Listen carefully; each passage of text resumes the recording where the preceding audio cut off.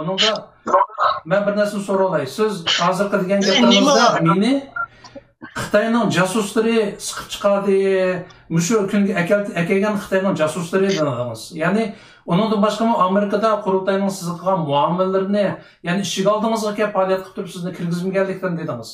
Undaqda men bir savol so'ray, qisqa javob bering. Bu Xitoyning jasuslari qurultayning ichidimi, sirtidimi? İşidim bak, işidim bak. Yani içidimi bor, teshidimi bor. Tamam. Anda olsa keyingi savolim, sizni Amerikaning shunchalik prezidenti Bush 2007-yili Iroqqa taklif qilib, qancha yuzlagan davlat siyosatchi va mashhur shaxslarga sizni Bush apandi o'zi tunishtirgan va bu Uyg'ur tarixida cho'ng bir hayajonli voqea bo'lgan. Biroq shu munosabat bilan 17-iyun qurultaydagi sizning eng muhim odamlaringizdan 5 kishi bir xil istifa berdi. Bu voqeani qurultayning ichki va sirtidagi sizni qo'llovchilarning bisimi bilan hal qilgan bo'ldingiz. Ularning to'plashib istifa berishilik sabab sizni qurultaydan chekindirish uchun qo'llangan taktika edi. Shu qatimni to'plashib istifa berishdan keyin 10 yil qurultay ichida sizga va sizni qo'llaydiganlarga qarshi jidal besiqmadi. Bu ishlarning hammasi sizning yaramsizligingizdan, yaxshi lider bo'lolmaganligingizdanmi va yoki qurultay ichida xatarlik odamlarning borligidanmi? Qisqacha javob bersangiz. Qurultayning ichida xatarlik odamlarning borligi bir, qurultayni yana ashlar o'zi parchalamoqchi bo'lib Xitoyninki qurultayni parchalash uchun sog'an oqida turibdi. Masalan, shu vatanim torbiti açtı deb men dedim-ku. Aş vatanim torbiti açqan balının xotinini vatanim torbiti açıqqandan keyin Xitoy pasportini ishlab Monik avat berdi. Akab berdi. Masalan, shu birli gapni deb qo'ygan. Meni tillab vatanim torbitini açtı. Xotinning pasport ishini balları bilan buni tashib keldi. Xitoy qurultayning ichiga ma'lum odamlarni tiqibdi qarang. Endi biz qurultayning ichiga emas, hamma yerda Xitoylarning Amerikaning CIA'ning ichiga, Kongressning ichiga hamma yerga tiqibdi yerda biz onundan müstesna bulamayız. Endi bu istifa berişi muş qurultayning ichida Rabia Qodirni men qurultay cho'g'ilib ketmasin, parchinib ketmasin deb birdan bir ehtiyot qilib Uyg'ur vakillik bir tashkilotni saqlab qolaman deb mushta titrab turganligimni bilganligi uchun mening mush ojiz nuqtamdan foydalanib istifa berdi, parchalaymiz desak, andikinza Rabia Qodir qo'rqib qurultayni tashlab chiqdi. Biz andikin bu qurultayni hatta bular ma'munda dedi, akrab 11-12 adam. Qurultayni biz qurdik dedi. Qurultay bizning qurultayimiz. Biz qurg'uchilar sening nima haqqing bor qurultayda dedi. Mana o'zimga degan gap bularning. Buni 11-12 adam dedi. Qurultaydan chekindigan vaqtida. Biz qurdik dedi. Ya'ni birisi Amerikaga qurultayni yo'tkaymiz degan vaqtimizda dunyo qurultayni. Qurultayni biz qurdik Monikda, nimishqa Amerikaga yo'tkaymiz deb jidal chiqarib Amerikaga yo'tkazib qo'ymadi. Mushuninga, ashunga endi bular o'zi qurg'uchilar şu vaqtda endi qarasa qurultay butun dunyoga tanilib ketgan, Birlashgan Davlatlar Tashkilotimi, Amerikami, Kongressmi, Yevropami, Briya hamma qurultay deb tanitdi. Tanitgandan keyin bular andikin zam endi buni bu ayol bunda mangulik deb o'zimiz deb qo'ydik. O'zlari dedi mangulik deb dedi. Biz degandan keyin endi buni qanday qilamiz deb ikki tadbir qo'llandi. Biri NED orqali Loyisa xonimga deb sen ikki tashkilotga rahbar bo'lsang bo'lmaydi, ikki tashkilotga rahbar bo'lsang pulingni to'qitamiz degan menga taklifni soldi. Yaponiyada saylan bo'lgan vaqtida. Ikkinchisi bular shunday men istifa berman, chiqdiman. Men istifa berman agar chanda qurultay bizim degan yangilikni men istifa berman degandan keyin meni shu parchinib ketmaslik uchun bu chuqur badal to'laydi, bu badal to'lashga rozi bo'lgan ayol deb shuning uchun o'ynadi bu o'yinni. Shunga men buni ashunaq qarayman. Tamam. Endi men bir gap qistirib aytay. Mushu oldin qurultayda endi Rabimdanni buni og'dirishma hamiyatdan bu bir siyosiy o'zgarish. Burada aşı sabit tamamlanılan qilgan endi chet eldagi siyosiy o'zgarish Uyg'urlar mushta bo'ldi bu yer qurolli kuch bo'lmagan. Bular Rabimdanni og'dirib tashlagandan keyin bularning texi bir strategiyachisi bor o'zicha. O strategiyasi birinchi qilgan ishi mush Uyg'urlarni parchalash bo'ldi. Shuning yoqi bular bir o'zi bir ish qilib baxtimi deb baqana. Bir qatam men so'rab baqa bir qatam yilqqa qayerda esin chiqatdi. Yilqqa shanba kuni odam yo'q kuni bir 2000 kishi namoyishni qildi. Qildi. Keyin yana yilqqa BDT yig'in ochganda bir oldi bir namoyish qildi. Undan keyin bir ikki qatam chidir tikib bir yerda yetib keldi. Onundan başka dünya Uygur kurtuna hazır çıkıp baka işi yok. Bular bütün kılgan işini özünün dep kılıp aldı. Mesela bir yerler yığını vardı. O yığını bular aşka yığın emas. Bular teklif kılıp vekil bulup bağan yığın. Bunu uların töküsü kırmaydı. Her qanday teşkilat olsa, men idaramda keşkçi bir yerler pat bir texnik yığınlarga bar emas, şunun oxşaşı narsa. Bular aşı yığınını mı özünden qılgan töküs kılıp aldı. Tökpe haqninkini talışıdı bular. Mesela Amerika'da Uygur kanunu ötkendiken moş bir neçe Uygur bizdeydi, bir neçe WhatsApp grupları qarsa moş bir-birini tebriklep, bu da moşlar qılganda qaşa sözlep ketdi. Emniyette bunu bular qılgan emas, bunu İlfidar, Kuzat Altaylar bular bütün neçe ay xalq üçün Amerika Rabimden bular xalqni safarbarlik qilib 2 ayda aşını bu Kongrelik Capitol Hill deymiz de devlet meclis binasının içinde kündeliğine kılıp bütün Amerika'daki Uygurlarını seferberlik kılıp hem adam telefon kılıp mesela ben üzerine itsem bizning ayıldı şu devirde muşlarına avazı koşup Kongresle senatorga 300 telefon kıldık. Xat yazdık. Bütün Uygurlar muşlar seferberlik bunu ekegen narsa. Ekegen zamatla güldürlep, kuda bular özür kılganda muş torlar sözlerle çıkıp ketipti. Şu vaqtida men şu vaqtida bu tökpe kimga tava deb bu bir parça maqol yozib buni nim qilib qo'ydim.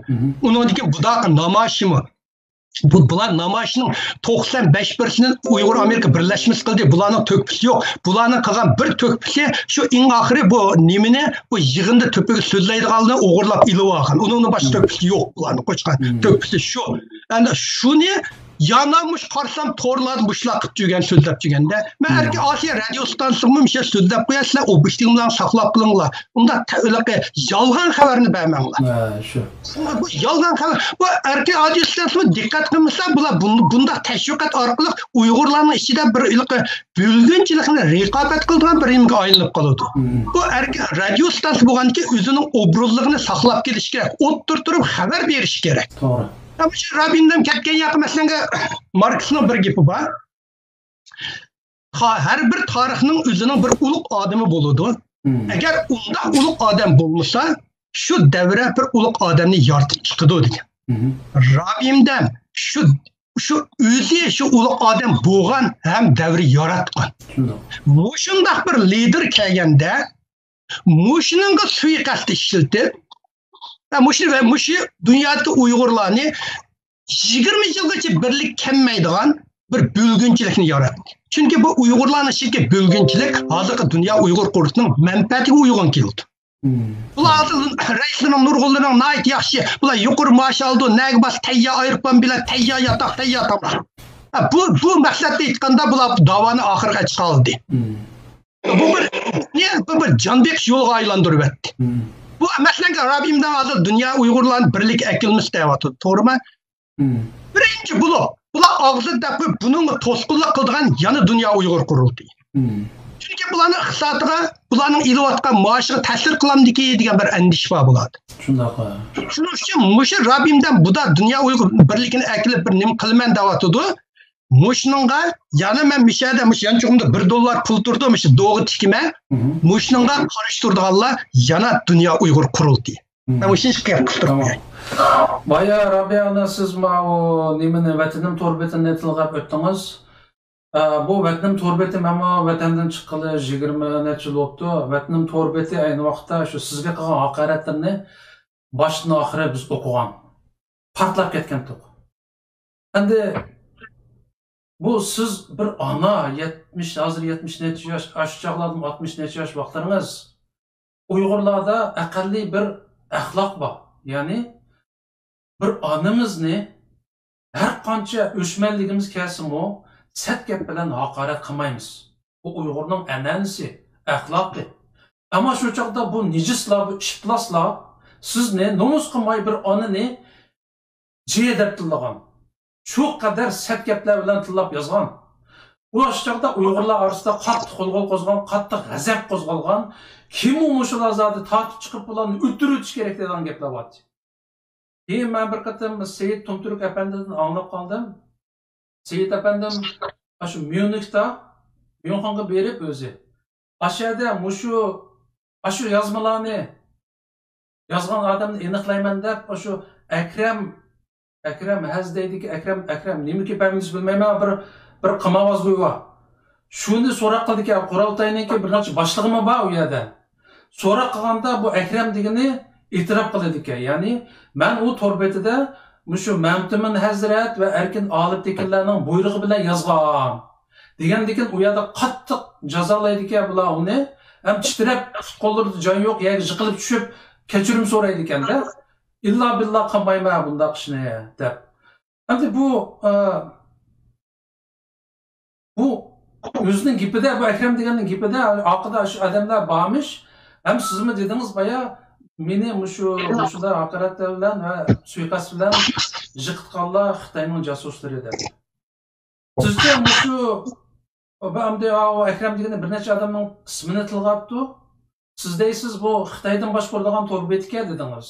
Bu vaqtda aniq ma'lumot bormi? Ya'ni vatanning to'rbetiga shu Xitoydan Mamtimin Hazrat bilan Erkin Olib tekinning bu to'rbetini boshqarganligiga men ishonmayman. Ya boshqardi emas, ashlarning buyrug'i bilan qildim debdi. Ya buyrug'i bilan qildim deganiga men ishonmayman. Uning buyruq qildigan odam Munixda. Shu qurultayning ishida. O o'zining do'stining buyrug'i bilan, o'zlarining ishi bilan qildi uni. Ham andiki birsi Amerikada. Ham u bola u yerga qo'qab ketib, ular bilan aloqa qilib, ular bilan yaqin o'tib, ularni shu meni tillaydigan to'rbetida 7-8 bort a'zolar bo'ladi ekan, ularniki adminlar. Shu adminlarning ichida ashlarning ismi bor ekan. Mamtimin Hazratning ismi bor ekan, avval Erkin Olibtekinning ismi bor ekan. Demak 7-8 adminning birsilari ashlar ekan. Endi oyat qo'q ketib buni aniqlaymiz deb yomon sat gaplar chiqib ketgandan keyin 3 yil uda yozilgandan keyin Seyit zodi nima ko'rsam ko'raman deb o'tirg'i chiqib buni so'roq qilib iqro qildirganda shuna debdi. Meningcha ularni bir inqilob chiqara. Ularni odam yetaklab boqqan. Ularni odam tarbiyalab boqqan. U qadar qori yurak, u qadar namussiz bo'lganiga men ishonmayman. Lekin mushlarning ozdirishi, nemish raqobati bilan ular nurg'un gaplarni yozdi. Yazgan bilan hamma narsa tarix belgilaydi. Meningcha mushu kemidan o'tib ketsak. Tamam. Ya men Mishel bir gap qistirib qo'yay. Bulamda Rabiyamdan o'tib ketay deydi, men qistirib qo'yay. Maslanga qara, ufka. Bu nurg'un odamlar bular inqilobchi, bularning niyati yaxshi deb bundaq baho bundaq tarixga bundaq baho bersak bo'lmaydi. Tarix bizning niyatimizga baho bermaydi. Bizning qilgan ishimizning natijasiga qarab bizga baho berdi. To'g'ri. Senchi o'sha G'ujin yozmi, yaxshi niyat tutdi.